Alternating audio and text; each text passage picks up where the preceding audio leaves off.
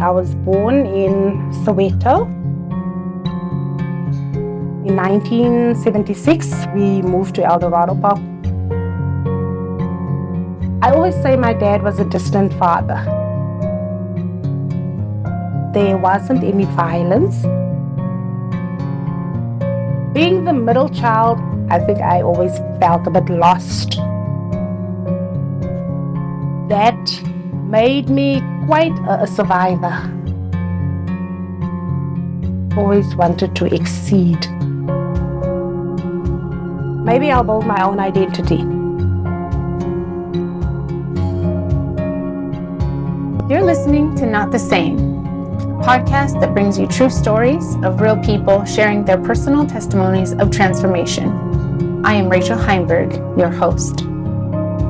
Today I am here with Molly Louw, a woman in our congregation who came highly recommended by several people who listened to this podcast.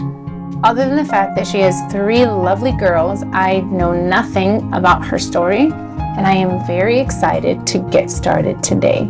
So, thank you very much for agreeing to be here today. I appreciate it. My pleasure.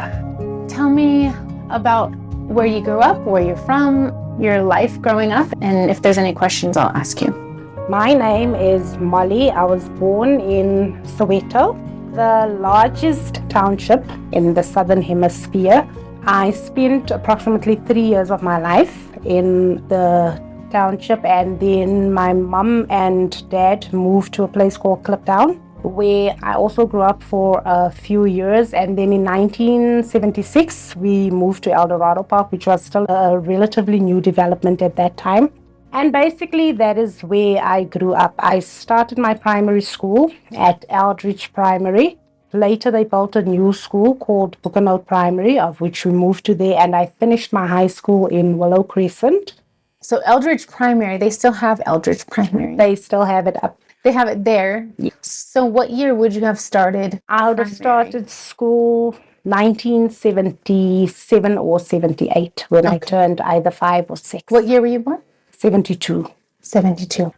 What was your home life like? Do you have siblings? Were your parents married? How was your growing up? Was it relatively peaceful or was it chaotic? Quite peaceful. My mom and dad got married in June 1972. I think she was 6 months pregnant with me. I've got one sibling who was born in 1971, my brother, and then myself, and then my younger sibling who was born exactly 10 years after me. He was born in 1982. Family life, fairly stable. Mom and dad were married. They were very good providers. But I always say my dad was a distant father, in the sense that he would provide you what you needed. You got what you wanted.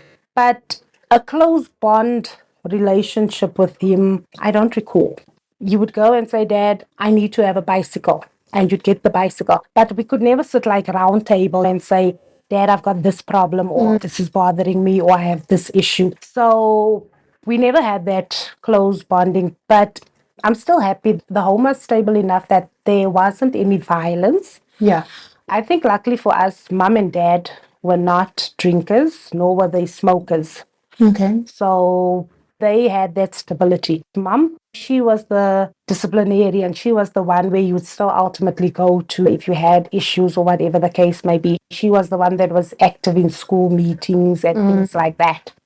Being the middle child, I always say I think I had that middle child syndrome where I think I always felt a bit lost in the family dynamic of the children. And I think that made me quite a survivor, a person that always wanted to exceed, a person that always wanted to do the best. Because I think to me that was me saying that I am here, I'm not invisible. Look at me, I'm still here. Then, first of all, what is your background? Because you said you were born in Soweto and then you moved and been in El Dorado Park, which is a colored community. So what are your parents' backgrounds? My mom is Zulu. Zulu to the core, thoroughbred. And my father is more Cape colored. Okay. My mom has been in Soweto most of her life as well. My dad came to Johannesburg because of work migration. So basically, with him migrating to Johannesburg because for work, that is where he met up with my mother. And obviously, that's where the story starts. So the reason I ask is only because I was curious about the cultural dynamic in your home. So your mom is Zulu, but then your father was a bit mixed culturally. And so what was the cultural dynamic of your home? Normally, it does tend to go after the mother. So was there tradition growing up, or was there religion? What was the cultural dynamic of your home? It wasn't a religious. For one, mum and dad weren't really church goers. Okay. And obviously, it spilled into the kids. Nor was my mother a very staunch traditionalist. Okay. We weren't actually required to follow her tradition. And I think because of that, I could stand very firm in what I would follow and what I wouldn't follow when it comes to traditional stuff. Because growing up, my mum and them would have ceremonies, but I would still say not this or not that. I remember one day when I think my mom's mom died, but it's a very close elderly relative. And in the morning, you're required like to shave your hair. Oh, wow. And all my cousins went through the process of having their hair shaved. And I said, no, you're not going to cut my hair. And it wasn't really ever imposed onto me that you have to. Okay. And your mom was fine with letting you make your own choice? Yes, she was fine with that. And then there would be certain ceremonies where maybe they would slaughter a goat, and from the skin of the goat, they would cut a piece of skin and they would wear it, actually like a bangle. So it's not tied. It's cut in such a way that they slip it over your finger as Like maybe from the your leg hand. or something. Yes, as a bangle. Oh, wow. That's the first time I've ever heard of that. Yeah, I've never worn it because I always said, no, I don't want to. So, in as much as the traditional side of the family was here, the ceremonies, and they're doing the ceremony for this or that, I would always say that, no, I'm not going to do that. And that was even before I became born again. I think I just stood my ground that I was going to shave my hair. I think some of those things, it's natural in us to be like, that's odd. That's strange. Why would I want to do that? Yes, like why would I be wearing with this bloody thing? piece of flesh on my hand? But I think that's nice that your mom allowed that. Yes. But I wonder if it also came from her going against the system a bit and marrying a guy that wasn't a Zulu. That could have possibly influenced on her side. I don't recall dad ever going to church. And mom went to church at a very late stage in her life. So religion wasn't a thing that we really dabbled with growing up. You either went to a funeral or a wedding to be in church, but we never grew up with that like it's Sunday tomorrow and I'm going to church. No, we never. Okay. And then how did you find going through school? Was it not a problem? Did you get into any sort of trouble? With school, I would say I was not a straight A student, but adhering to the rules. I think the worst thing that I could have gotten in when it comes to school trouble is bunking school. That is it. It wasn't even with naughtiness involved in it. It was more, we're going to school, we're going to go to Rachel's home, we're going to buy 2 liters of cold drink, and everyone is going to buy a bunny chow. And then we're going to go, we're going to be at Rachel's home. That is the worst. But school, it was a very straight journey to me. I don't remember any bad experience with regards to school. I was your average clever student, not your brightest spark student, but I passed every year. So that was school to me. So I have a question. You said you have one older brother who's very close in age to you. Yes. Then your younger one was 10 later. Yes. You said you were the middle child, but for a long time you were the youngest. It was just the two of you. Yes. Did you find the family dynamic shift a bit when your youngest sibling was born? I'm always curious because I'm the oldest and I have a younger brother right under me. We're 2 years apart. But then we have a younger brother who is, again, another 9 years. So we're 11 years apart. And the dynamic of the home shifted drastically. So I was just curious for you how you found that. I think it shifted, yes, with the youngest one being born. I think it became a bit obvious that my elder brother was the apple of his mom's eye and my younger brother was the apple of his dad's eye. Okay. So I'm the one drifting here in the middle. I'm the lost one. Not lost in the sense that I could say I was neglected or anything like that, but your identity is, okay, now which way? Okay, maybe I'll build my own identity. Okay. maybe I need to work doubly harder because I'm a girl and I need to be seen. And like I said, parent-wise, I don't think I had the type of parent where I could run to. And sure. I came a bit of a survivor. Yeah. If I have to put it that way, I came a bit of a survivor. I became a bit of my own problem solver, things like that. So did you see that manifesting once you got out of school more so? You keep saying that you're a survivor. So I'm curious, what did you have to survive like as you grow up? Like in what way? Okay, what I actually omitted is I think in the identity crisis, I fell pregnant in my matric year. Okay. Leading up to that, you said you were a good student and you had a decent home life, but again, the distant father does create that need for attention. That need for acceptance. Yes. So when did you start looking, or do you think you were just susceptible to attention? I think I could have been susceptible to attention. And because of the lost identity, I became I could say that I became a people pleaser. You would like me if I pleased. I would maybe be accepted if I pleased. I wasn't a strong-willed person when it came to putting my foot down, being firm, saying no. For sure. It's something that I could never easily do, say no to a person. And I think that is where the vulnerability came in.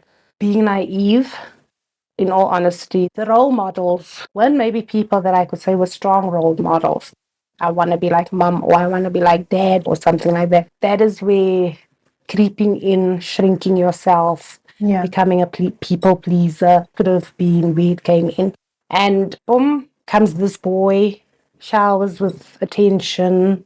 You're naive, you're vulnerable. And was it in matric when he was first becoming your boyfriend or whatever, this guy? Yes, it was in matric.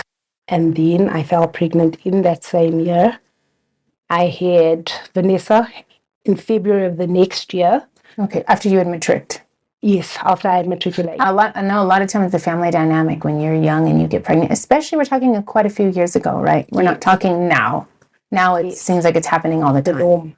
Exactly. But your daughter was born what year? February 1991. Yeah, 91. So back then still, it was still not a very nice thing. So what was the dynamic with your family having to tell them, hey, mom, I'm pregnant? And then the father? The funny thing, then I was a bit chubby. So I never really told them. They found out on the day I went into labor. Oh my. How do you sit here and say this with a straight face to me?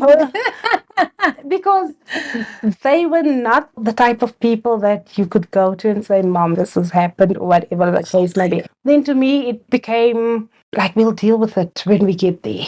So you knew? Yes, I knew. And did you know for the whole time? I think maybe after my second period skip, then you had to confirm that, yes. Did you go to the doctor on your own? How did I went to the clinic, and I think, in all honesty, Rachel, how I could have maybe tried to treat it is I didn't make it constantly play on my mind, for the fact that I think I adopted a lot of, if you don't think of it, it's not happening. Yeah, for sure. You just lived in denial. Yes. And that is how a lot of my adult life was also, to have this tendency of actually packing up things, boxing it and putting it away and saying, okay, fine, if I don't deal with it now, then it's fine. It's fine, okay, let's pack it away. And I think that is how I treated my pregnancy. I was a teenager. I was lost. Did you tell her father? I told him. What did he say? I think we both went into like that. Denial. So what happens? Let's talk about the day that... The Labor Day. How do you explain this to your mom? It was on the 23rd of February, 1991. I woke up the morning. And the funny thing is, I had these tummy cramps and I never for one moment realized that I was in labor. I got up. A friend of mine's brother-in-law was having a birthday party, so I was going to go to the party.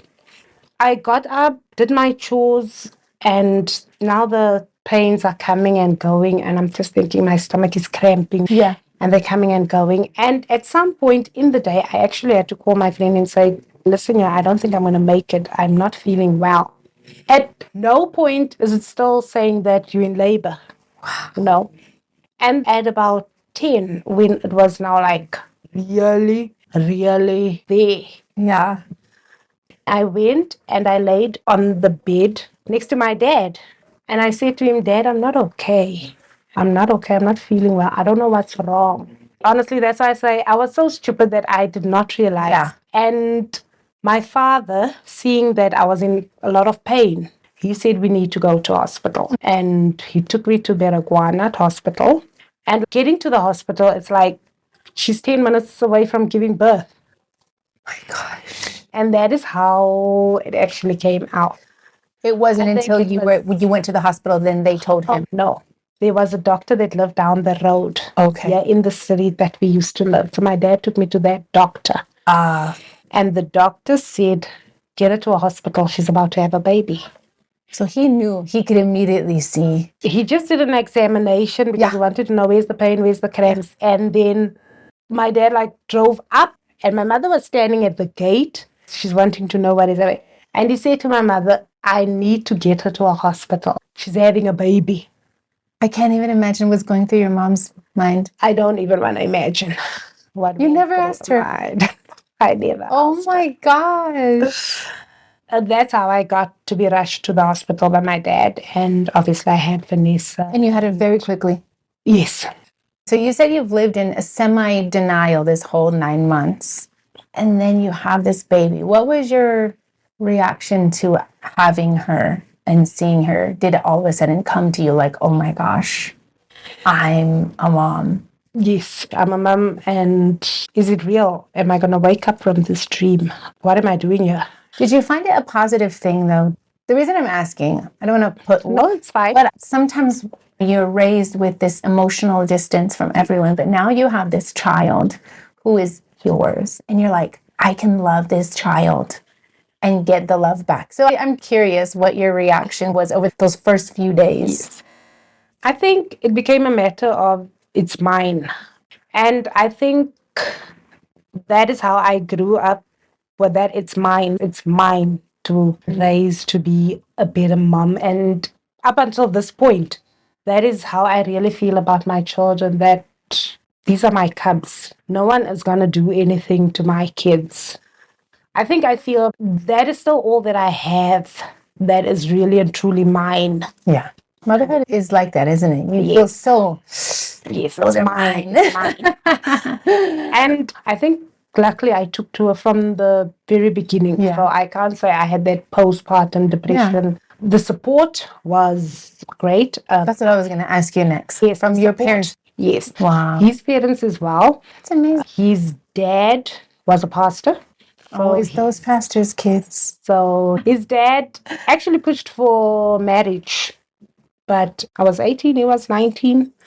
I was fresh out of school. And my dad was like, no, they're still young and we'll raise the child and everything. But the support was both because I had then enrolled into college and she was like between my mom and his mom.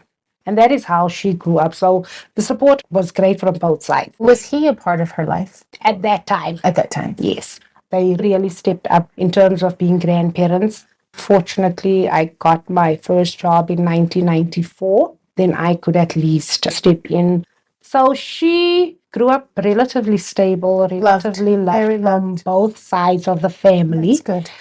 She took to church. She is the person that actually... You did share that a little bit, and I had forgotten that piece. So as she's growing up, you get your job, and you're just living life. There's nothing major. Did you guys stay together? Or did you guys break up? No, quickly. Broke up after that. She must have been 6 or 7. Okay. Did you guys live together? No. I lived with my parents. He lived with his parents. Okay. So then how did your daughter end up coming to church? So what happens after that, mom is the party girl.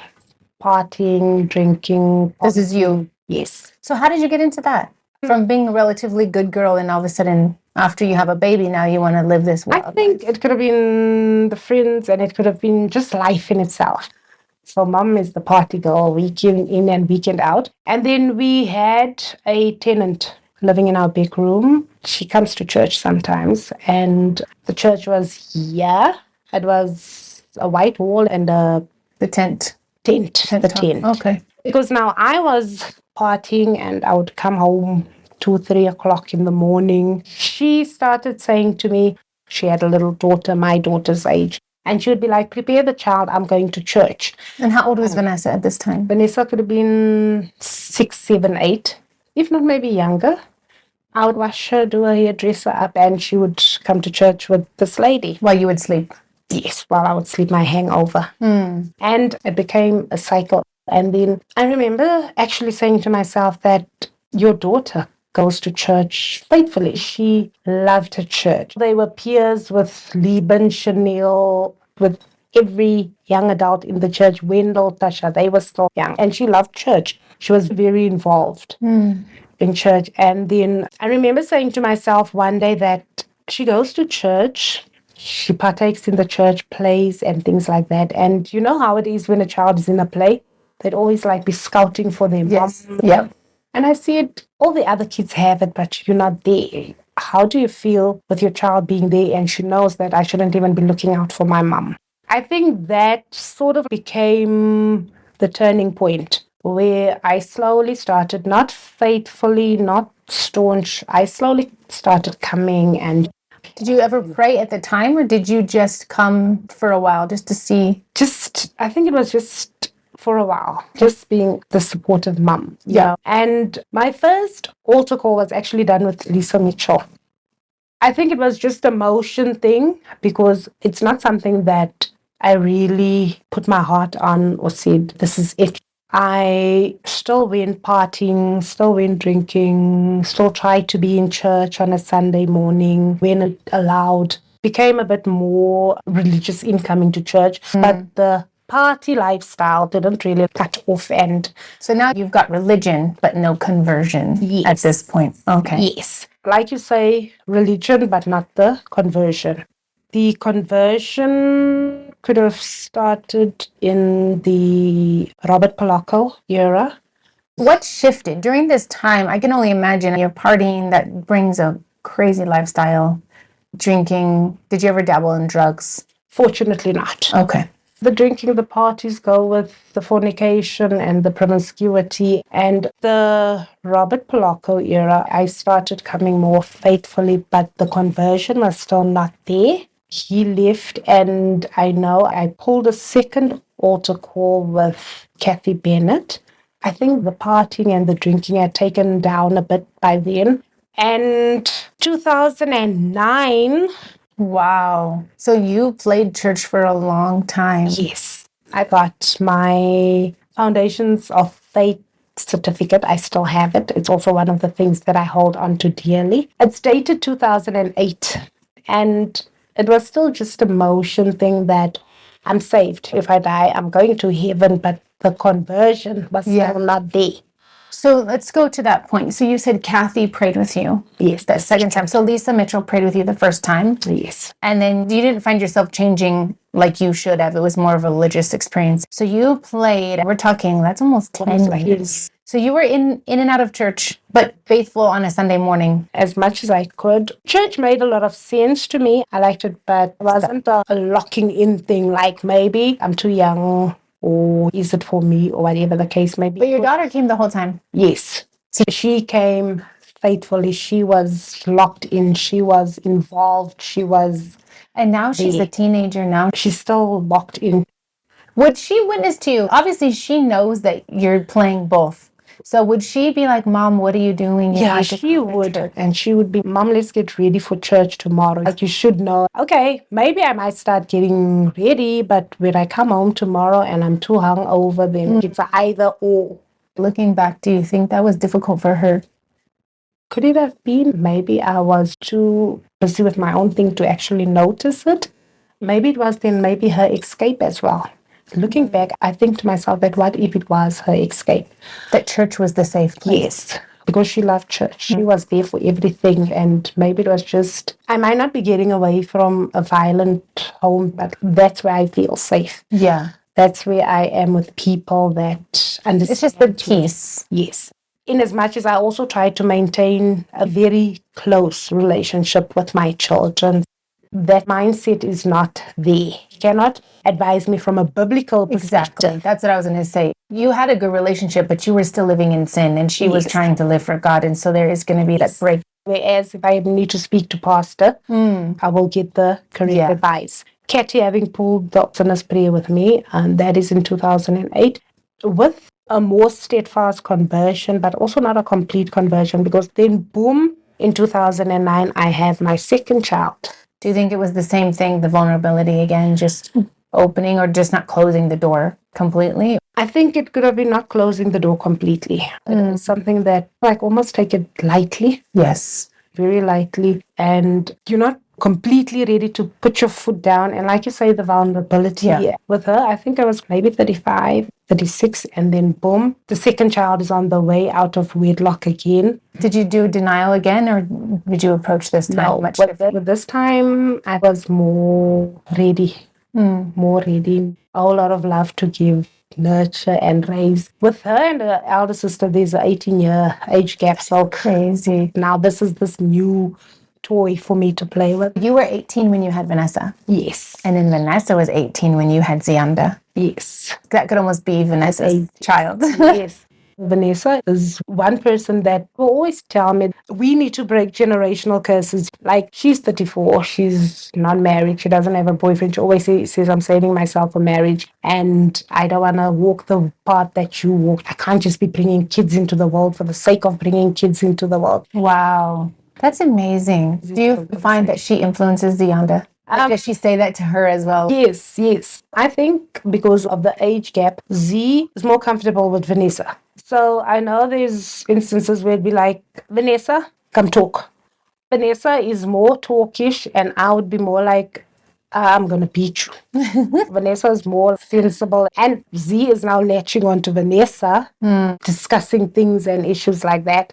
At least she's a Christian role model and not just some crazy... Yes. Yeah. So that's the one good thing that was actually implanted into Vanessa. So she can also then carry it over to Zianda. So with Z's situation with her father, was he in the picture for long?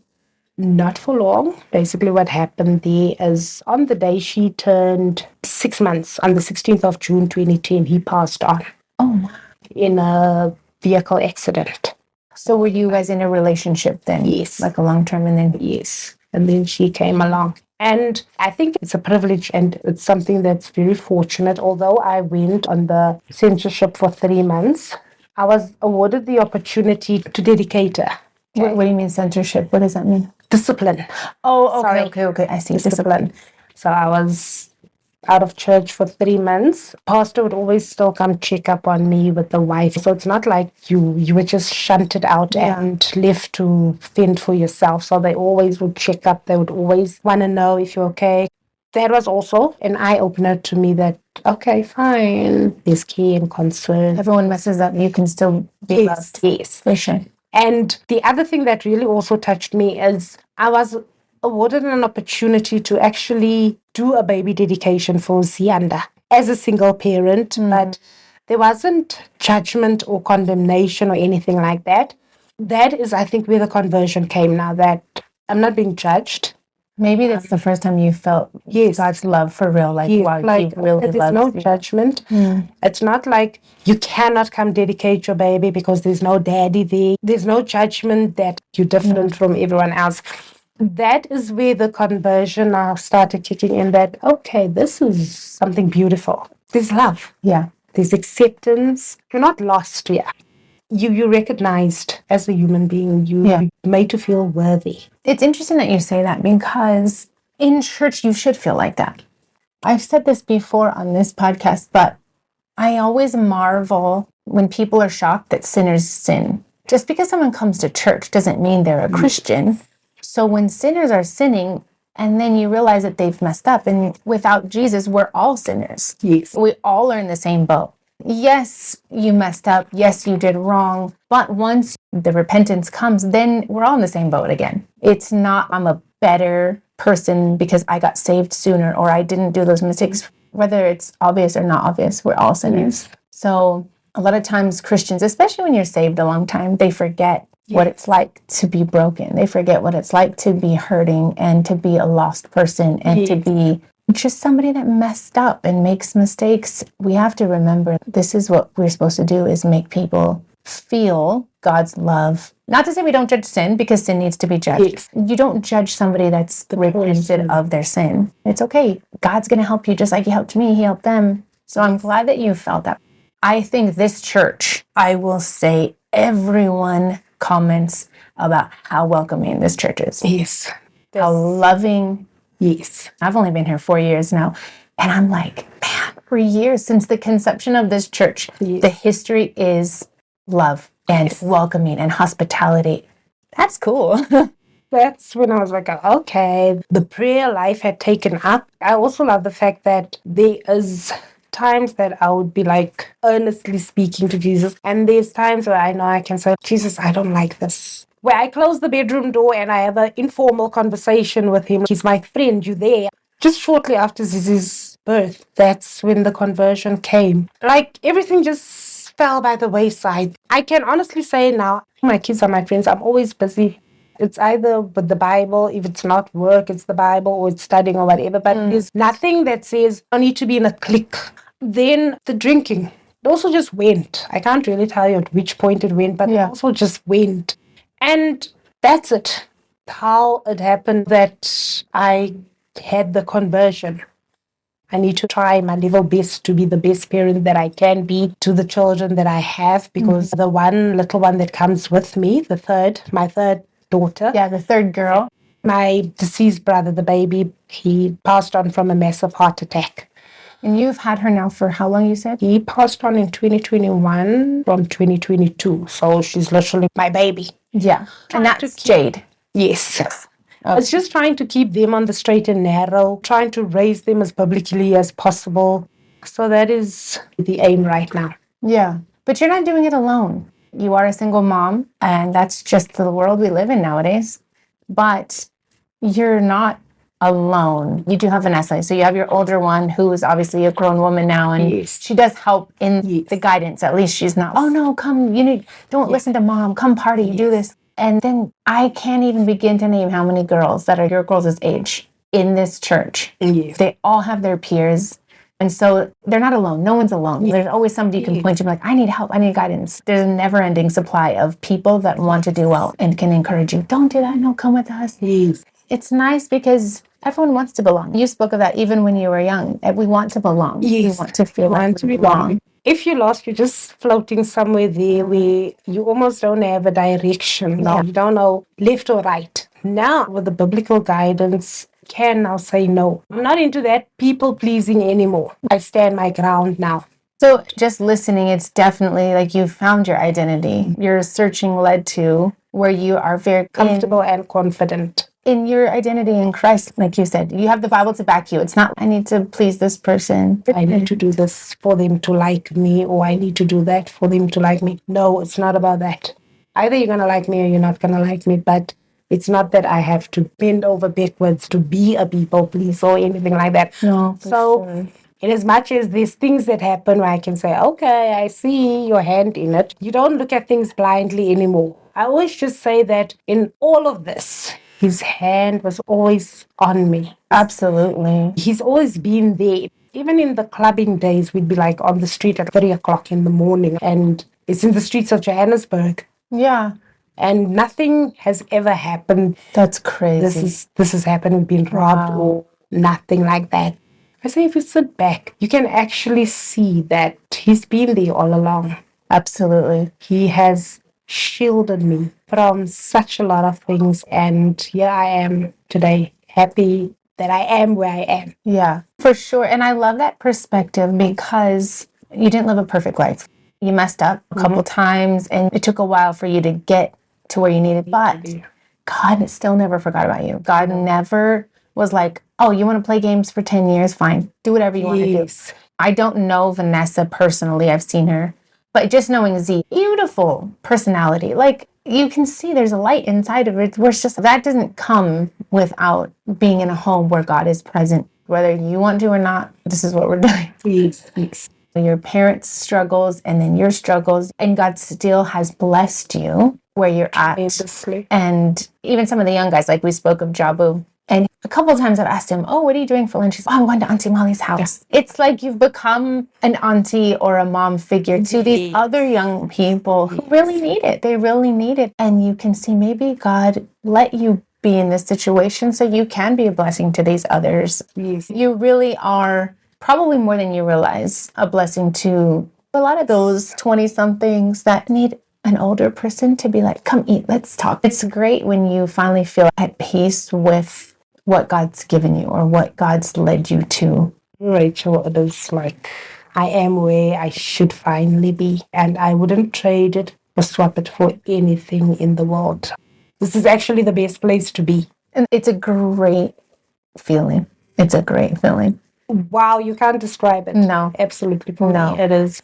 In as much as I've been playing church and it took me a while to find my feet, because of God's conviction, there came a time when I had to decide that this is it.